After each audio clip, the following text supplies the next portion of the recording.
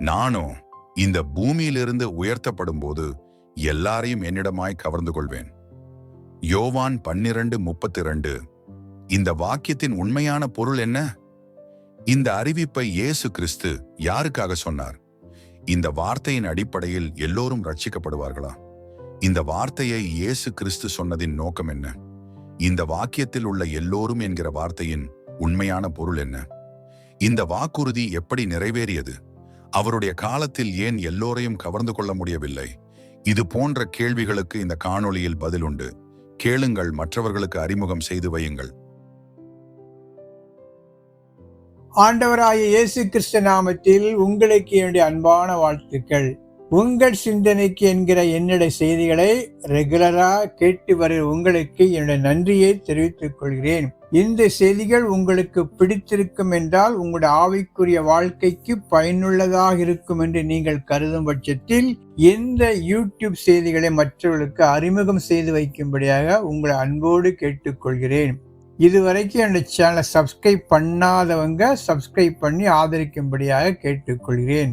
அப்படி சப்ஸ்கிரைப் பண்ணும்போது அந்த பெல் பட்டனை அழுத்தினால் பின்னால் வருகிற என்னுடைய செய்திகளை பற்றியுள்ள நோட்டிபிகேஷன் உங்களுக்கு வந்து சேரும். கர்த்ததாமே மகிமைப்படுவாராக. இன்றைக்கு யோவான் எழுதிய நற்செய்தி நூல் 12வது அதிகாரம் 32வது வசனத்தை அடிப்படையாக கொண்டு கர்த்தருடைய வசனத்தை தியானிக்கலாம். முதலில் இந்த வசனத்தை நாம் பார்க்கலாம்.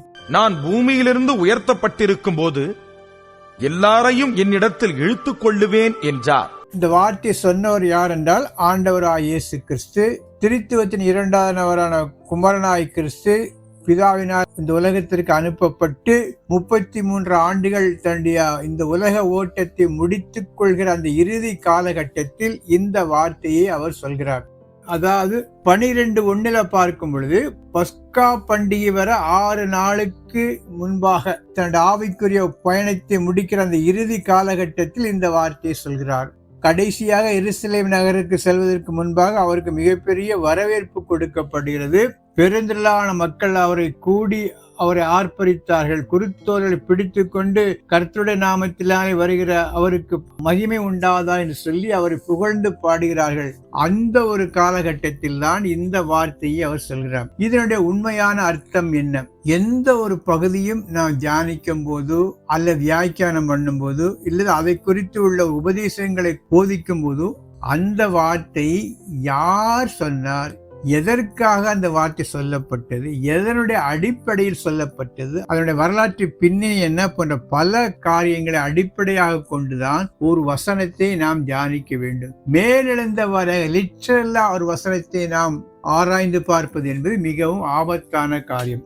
அப்படி இந்த வசனத்தை பார்க்கும் பொழுது ஆண்டவராய் இயேசு கிறிஸ்து ஒரு மிகப்பெரிய ஒரு டிக்ளேர் பண்றார். என்ன பண்றார்னா, நான் பூமியிலிருந்து உயர்த்தப்பட்டிருக்கும் பொழுது எல்லோரையும் என்னிடத்தில் இழுத்துக் கொள்வேன்.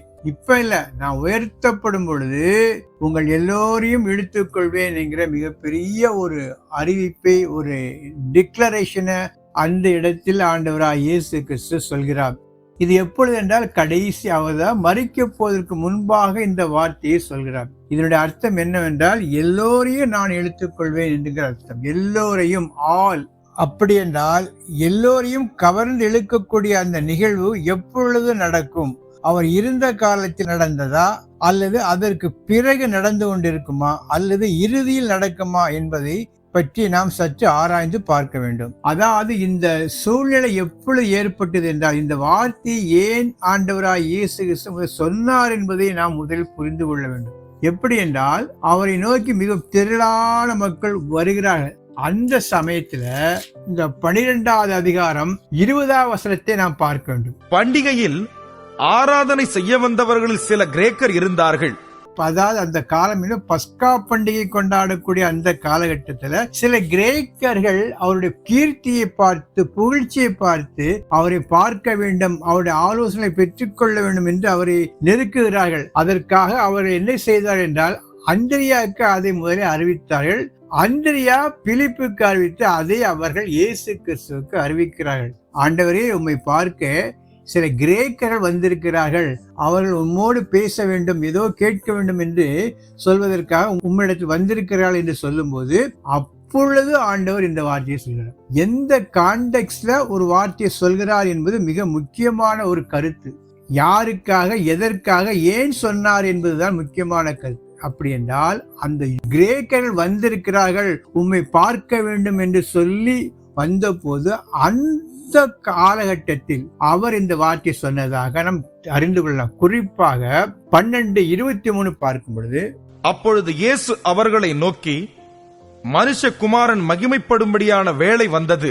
அப்பொழுது இயேசு அவர்களை நோக்கி, அந்த கிரேக்கர்கள் உம்மை நோக்கி வந்திருக்கிறார்கள் என்று சொன்ன உடனே ஆண்டவராய் இயேசு கிறிஸ்து அவரை நோக்கி சொல்ற வார்த்தை தான், நான் பூமியில் உயர்த்தப்பட்டிருக்கும் பொழுது எல்லோரையும் என்னிடத்தில் இழுத்துக் கொள்வேன். இந்த ரெண்டையும் இணைத்து பார்க்க வேண்டும். திடுதுப்புடு இந்த வார்த்தை சொல்லவில்லை. அந்த கிரேக்கர்கள் அவரை நோக்கி வரும் பொழுது அவர்களுக்கு பிரயோஜனமாக நான் உயர்த்தப்பட்டிருக்கும் பொழுது எல்லோரையும் இழுத்துக் கொள்வேன் என்கிற மிகப்பெரிய ஒரு டிக்ளரேஷனை சொல்றார். இப்பொழுது அதை பற்றி கொஞ்சம் விரிவாக அந்த கான்டெக்ஸ்டை நாம் பார்க்கலாம்.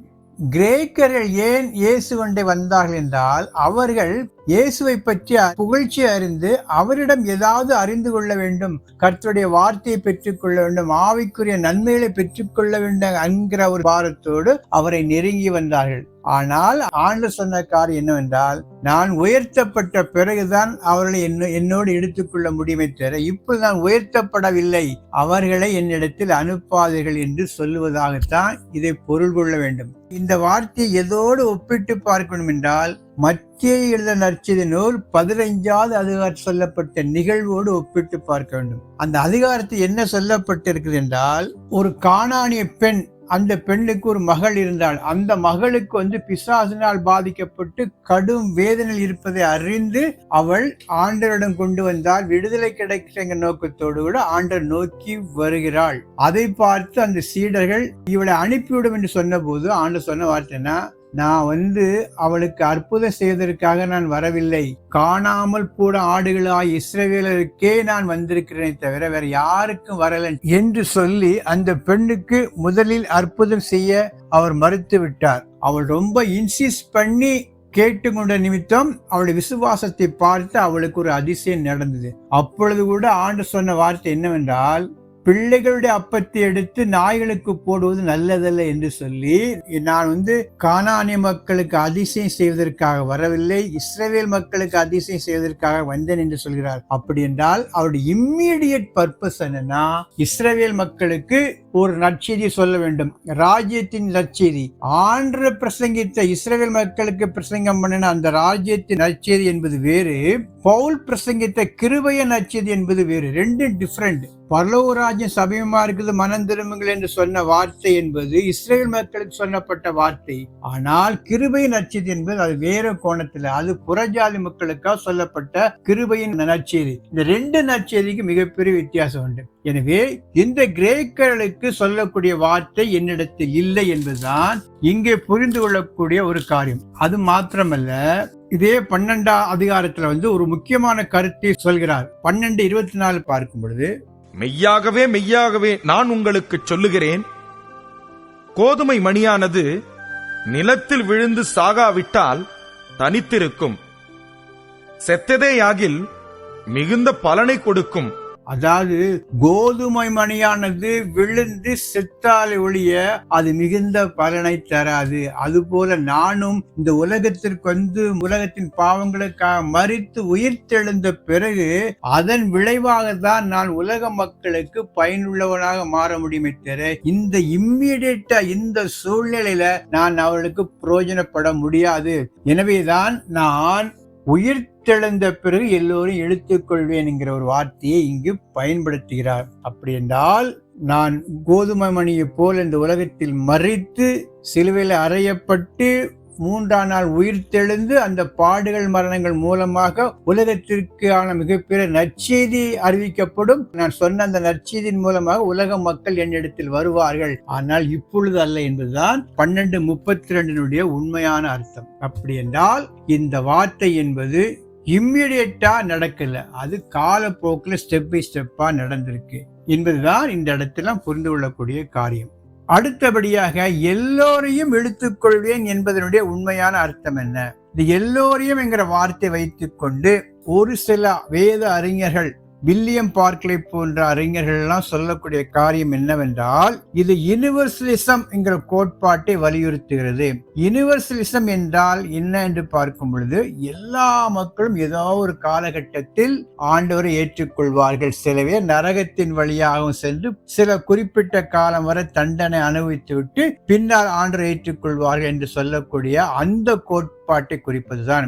ஆனால் இது வேதத்தினுடைய அடிப்படையான கோட்பாடுகளுக்கு மிகவும் விரோதமாக இருக்கிறது என்று the doctrine of universalism என்கிற ஒரு காரியத்தை அநேகமாக எல்லா வேத பண்டிதர்களும் ஏற்றுக்கொள்ள மாட்டார்கள். இந்த யுனிவர்சலிசம் என்பது ஒரு தவறான போதனை. எனவே அந்த யுனிவர்சலிசத்தை போதிக்கக்கூடிய வசனமாக இதை எடுத்துக்கொள்ள கூடாது. அப்படி என்றால் இது எப்படி எடுத்துக்கொள்ள வேண்டும் என்றால், ஆண்டவராகிய இயேசுக்கு சொன்ன மாதிரி அவர் உயர்த்தப்பட்ட பிறகு, உயிர்த்தெழுந்த பிறகு அந்த பாடுகள் மரணங்கள் மூலமாக நமக்கு மீட்பு கிடைக்கும் என்று யாரெல்லாம் அவரை நோக்கி வருகிறார்களோ அவர்களை நான் இழுத்துக்கொண்டு அவர்களை தேவனுடைய பிள்ளைகளாக மாற்றக்கூடிய ஒரு கிருபையை கொடுப்பேன். யாரெல்லாம் என்னுடைய புண்ணிய காரியங்களை ஏற்றுக்கொள்கிறார்களோ, ஏற்றுக்கொள்ள முன்வருகிறார்களோ அவர்களை நான் இழுத்துக்கொள்வேன் என்பதுதான் இந்த இடத்தில் சொல்லக்கூடிய உண்மையான அர்த்தமே தவிர, யூனிவர்சலா எல்லாரையும் ஏற்றுக்கொண்டு அவருடைய பிள்ளைகளாக மாற்றுவேன் என்று சொல்லக்கூடிய காரியமாக இந்த வசனத்தை எடுத்துக்கொள்ள கூடாது. ஆள் என்றால் இதுதான் உண்மையான அர்த்தம். அதற்கு ஆதாரமாக சில வேத வசனங்களையும் நாம் பார்க்கலாம். எப்படி என்றால், முதல்ல ஆபிரகாமுக்கு கொடுக்கப்பட்ட வாக்குத்தத்தம் என்னவென்றால், ஆதியாகமம் 12:3 பார்க்கும் பொழுது, உன்னை ஆசீர்வதிக்கிறவர்களை ஆசீர்வதிப்பேன், உன்னை சபிக்கிறவனை சபிப்பேன், பூமியிலுள்ள வம்சங்கள் எல்லாம் உனக்குள் ஆசீர்வதிக்கப்படும் என்றார். உனக்குள் சகல வம்சங்களும் ஆஸ்வதிக்கப்படும். அவருக்குள் அந்த ஆபிரகாமுடைய சந்ததி மூலமாக, ஆபிரகாம், ஈசாக்கு, யாக்கோபு, தாவீதுடைய சந்ததி மூலமாக வந்த அந்த ஆண்டவராய் இயேசு கிறிஸ்துவுக்குள் உலக மக்கள் அனைவரும் ஆஸ்வதிக்கப்படுவார்கள். அனைவரும் எல்லா குழு மக்களும் ஆஸ்வதிக்கப்படுவார்கள்.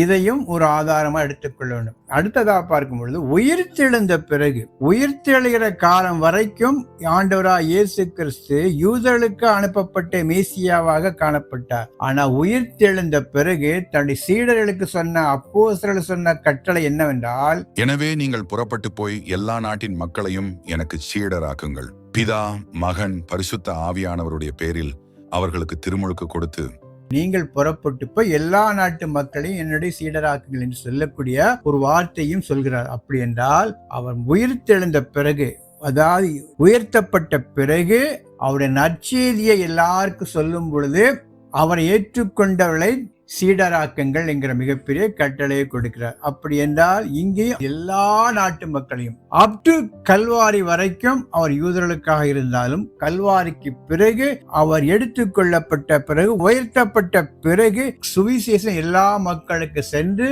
அவரை ஏற்றுக்கொண்ட அத்தனை மக்களையும் அவர் தேவனுடைய பிள்ளைகளாக மாற்றுவார். இதுதான் இந்த ஆல் என்பதனுடைய அர்த்தம். இந்த ஆல் என்பதனுடைய இன்னொரு பார்வை என்னவென்றால், without any exception, without any distinction. எந்த விதமான ஒரு எக்ஸப்ஷன், விதிவிலக்கும் இல்லாமல், எந்த விதமான பிரிவினை இல்லாமல் எல்லோரையும் இந்த ஆளுங்கிற வார்த்தை அடக்கும். முதலாவதா வித்தவுட் எக்ஸப்ஷன், அவருடைய அழைப்பு என்பது எல்லாருக்கும் பொதுவான அழைப்பு. யாரெல்லாம் வாராங்களோ அதுல இனம், ஜாதி, மதம், மொழி, கண்டம் எதையும் கிடையாது. எல்லா மக்களும் அவரிடத்தில் வருவார். இதுதான் ஆல். அதில் எக்ஸப்ஷனே கிடையாது. இந்த ஜாதிக்கு தான் உரியவர், இந்த மதத்துக்கு தான், இந்த நாட்டுக்கு தான் உரியவர் அப்படின்லாம் சொல்றாங்களா? அதெல்லாம் கிடையாது. எல்லா மனுக்குலத்தில மக்களுக்கும், மனிதராய் பிறந்த மக்களுக்கும் ஒரு ஆவிக்குரிய தேவை இருக்கிறது. பாவ மன்னிப்பை பெற்றுக்கொள்ள வேண்டுங்கிற தேவை இருக்கிறபடினாலே அதுல எக்ஸப்ஷனே கிடையாது, விதிவிலக்கே கிடையாது. அடுத்த டிஸ்டிங்ஷன், எந்த பிரிவினையும் கிடையாது. ஏழை, பணக்காரன், ஆண், பெண், எஜமானன், முதலாளி, படித்தவன், படிக்காதவன், உயர்ந்தவன், தாழ்ந்தவன், உயர் ஜாதி, கீழ் ஜாதி, எந்த டிஸ்டிங்ஷனும் கிடையாதபடி யாரெல்லாம் அவரை ஏற்றுக்கொள்ள முன்வருகிறார்களோ அவர்களை தன் பக்கமாக இழுத்துக் கொள்வார். அவர்களை தேவனுடைய பிள்ளையாக மாற்றுவார். இதுதான் அந்த ஆல் என்பதனுடைய உண்மையான அர்த்தம். மற்றபடி ஒன்றுமே கிடையாது. Without any exception, without any distinction. இதுதான் அந்த ஆளுடைய அர்த்தம். சுருக்கமாக சொல்ல வேண்டும் என்றால், தன்னை தேடி வந்த அந்த கிரேக்கர்களுக்கு சொன்ன அர்த்தம் என்னவென்றால், ஒருவேளை அந்த கிரேக்கர்கள் யூதர்களாக மாறிய கிரேக்கர்களாக இருக்கலாம், ஆனாலும் உங்களுக்கு என்னிடத்தில் செய்தி இல்லை, நான் உயர்த்தப்பட்ட பிறகு உங்களுக்கான செய்தி வரும், அப்பொழுது நீங்கள் தேவனுடைய பிள்ளைகளாக மாறலாம் என்பதுதான் இந்த இடத்தில் நாம் புரிந்து கொள்ளக்கூடிய சத்தியம். அடுத்ததாக, நான் என்பது உன்னுடைய உண்மையான தாற்பயம் என்னவென்றால், நான் என்பது ஒரு ஆணவமான பேச்சல்ல, ஒரு அதிகாரமிக்க பேச்சு அல்ல. ஏனென்றால் அவர்கிட்ட எதுவும் கிடையாது. ஒரு சாதாரண தச்சனுடைய மகன், ஒரு அப்ஸ்கியூர் பர்சன், உலகத்தில் எங்கேயோ மூலையுள்ள ஒரு மனிதன். அவருக்கு எந்த விதமான பல்கலைக்கழகத்திலும் அவர் படிக்கவில்லை, ராஜ பரம்பரையில் பிறக்கவில்லை, ஒரு மன்னனாக பிறக்கவில்லை, மன்னனுடைய மகனாக பிறக்கவில்லை, செல்வந்தராக பிறக்கவில்லை, ஒரு மிகப்பெரிய படை தளபதியாக பிறக்கவில்லை, அலெக்சாண்டர் போன்ற மிகப்பெரிய மன்னனாக இருக்கவில்லை. எந்தவித செல்வாக்கும் இல்லாத அவர் நான் இழுத்துக்கொள்வேன் என்பதனுடைய உண்மையான அர்த்தம், நான் மரித்த பிறகு, சாத்தானை ஜெயித்த பிறகு, என்னுடைய கிரியல் மூலமாக, என்னுடைய புண்ணிய காரியங்கள் மூலமாக மக்களுக்கு மீட்பை நான் வழங்கப் போகிறேன். அதை யாரெல்லாம் ஏற்றுக்கொண்டு என்னிடத்தில் வருகிறார்களோ அவர்களை நான் இழுத்துக் கொள்வேன் என்பதுதான் உண்மையான அர்த்தம். நான் என்பதனுடைய அர்த்தம் அதுதான். ஒரு ஆணவமான பேச்சல்ல. அவர் தன்னைத்தானே தாழ்த்தி சிலுவையினுடைய அந்த கடைசி ஸ்டேஜ் வரைக்கும் ஒரு அடிமையாக வாழ்ந்து, அந்த பாடுகள் மரணங்கள் மூலமாகத்தான் நான் என்கிற ஒரு உரிமையோடு எல்லோரையும் இழுத்துக் கொள்வேன் என்கிற மிகப்பெரிய சத்தியத்தை இந்த உலகத்திற்கு அறிவிக்கிறார். எனவே இந்த வசனத்தை இப்படிதான் புரிந்து கொள்ள வேண்டும். நான் என்பதனுடைய உண்மையான ஆணவமான பேச்சு அல்ல. அவருக்கு எந்த ஒரு மிகப்பெரிய உலகத்தை இழுக்கக்கூடிய, உலகத்தை கவரக்கூடிய எந்த சக்தியும் கிடையாது. ஆனால் அவர் மரித்த பிறகு இன்றைக்கு அவருடைய செய்திகள் தான் உலகத்தினுடைய அத்தனை மொழிகளிலும் மொழியாக்கம் பண்ணப்பட்டுள்ளது. அவருடைய சுவிசேஷம், அவருடைய வார்த்தைகள் செல்லாத பகுதியே கிடையாது. உலகத்தில் இன்றைக்கு அதிகமான மக்கள் யாரை ஏற்றுக்கொண்டிருக்கிறார்கள் என்றால் ஆண்டவராய் இயேசு கிறிஸ்துவின் போதனைகளை தான் ஏற்றுக்கொண்டிருக்கிறார்கள். அவர் மூலமாக ஏற்படுத்தப்பட்ட தாக்கம், கல்ச்சரலி, எஜுகேஷன்லி, மெடிக்கலி, எல்லா வகையிலும் அவர் ஏற்படுத்திய தாக்கத்தை நாம் விலை மதிக்கவே முடியாது, அளவிட முடியாது. அவ்வளவு பெரிய தாக்கத்தை அவருடைய அந்த பாடுகள் மரணங்கள் எடுத்துக்கொள்ளப்பட்ட பிறகு நடந்த காரியங்கள் நமக்கு விளக்குகிறது. எனவே இந்த இடத்தை இப்படிதான் நாம் புரிந்து கொள்ள வேண்டும். இந்த இடத்தில் இன்னொரு காரியத்தை சுட்டிக்காட்ட விரும்புகிறேன். இந்த யோவான் 12:32 என்பது ஒரே காலத்தில் நிறைவேறக்கூடிய காரியம் அல்ல. அவர் உயிரோடு வாழ்ந்த காலத்தில் அது நடைபெறவில்லை. ஆனால் எல்லோரையும் இழுத்துக்கொள்கிற, கவர்ந்து கொள்கிற அவருடைய பணி என்பது நடந்து கொண்டே இருக்கிறது. இது ஆண்டவருடைய 2வது வருகை வரும் வரைக்கும் இந்த காரியம் நடந்து கொண்டே இருக்கும். அதற்கு முடிவு இல்லை. இது ப்ரக்ரெசிவா நடந்து கொண்டே இருக்கும். ஆண்டவர் மக்களை இழுத்துக் கொள்கிற காரியம் அவருடைய வருகை வரைக்கும் இது தொடரும் என்பதுதான் இந்த இடத்தில் நான் சுட்டிக்காட்ட விரும்புகிறேன். இந்த விளக்கங்கள் உங்களுக்கு பிடித்திருக்கும் என்றால் லைக் கொடுங்க.